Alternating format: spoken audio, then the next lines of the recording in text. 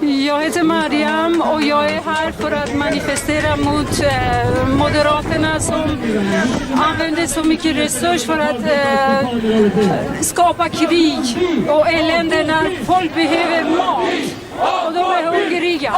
Istället för att ge dem mat skapar de krig och skickar sina vapen dit. Det är hemskt. Så får inte gå.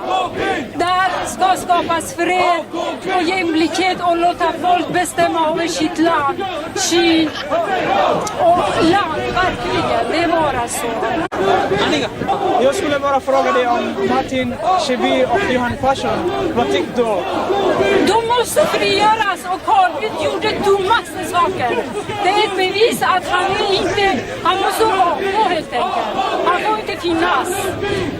Det är bara så. Det är bara så. Tack snälla. magacayga waxaa la yiraahdaa Saalax Cumar Xasan waxaan ka tirsanahay jaaliyada iyo ururka dhalinyarada ee Finland halkaas aanu ka nimid waxaan u nimid inaanu shucuubtayada iyo mataqaanaa dareenkayga aan tusno beesha caalamka gaar ahaan arrintan wariyaasha isu dhishkay xadarada lagu xidhay arrintan annaga muddo badan bay mataqaanaa haysatay oo arrin mataqaanaa hadda lagu cusub maaha laakiin maanta adduunku wuxuu ogaaday in barnaanka la soo dhigay dhibaatadii ogaadayna ka jirtay marka waxaan ognahay wariyaasha isu dhishkay inay ku xidhan yihiin si xaq darro ah oo mataqaanaa cadaalad ahayna lagu xukumay xukuumadda dhacaysa ee uu Malla Zinaawi uu ka yahay mataqaanaa madaxdu ka yahayna waa xukuumad ku dhisan cadaalad darro caalamkuna wuu arkay maantana waxay maraysaa in waxaad arteen ee dad ay mataqaanaa ay sibood siinayaan arrintan marka waxaan aad iyo aad uga xumahay dhibaatada shacabka muddo dheer ku jiray laakiin hadda wixii ka dambeeya waxaan jeclahay inay arrintaas mataqaanaa soo gabagabay doonto wayna ku tusaysaa qadiyadda maanta meesha marayso waxaasoo shacaba inayna wariyaasha kale ahayn ee qadiyadda ogaadeenaya in meel la saaro dadkana ee dad ay xaqdarro waddankooda lagu haysto oo dulman yihiin waa arrin iska cad marka waxaan dhihi lahaa oo dadka kula talin lahaa wax yar baa haray ha la dul qaato gumaysigu sideedaba dad ma sii haysto adduunka maanta xilliga la marayo waana la dhaafay xilligii la is haysan jiray maanta waxay maraysaa waa gabogabo dadkayga marka waxaan leeyahay hal dardaarana waxaan ka faa'iidsanayaa dadkayga waxaan leeyahay ha dul qaateen dhaxanta maanta meesha u aadata inta ka tahay maynas aad dadku waa qabow qawowga waxaana keenaan safka oo soo gashnay waa qadiyadan waxaan rajaynaynaa inaan ku guuleysano aakhirka marka ugu dambaysana guusha waan helinaa marka dadkayga waxaan leeyahay haddul qaata samra in yar baa idin dhiman intaana waad ku guulaysan doontaan idinkana aad u mahadsantihiin asalaamu calaykum waraxmatullahi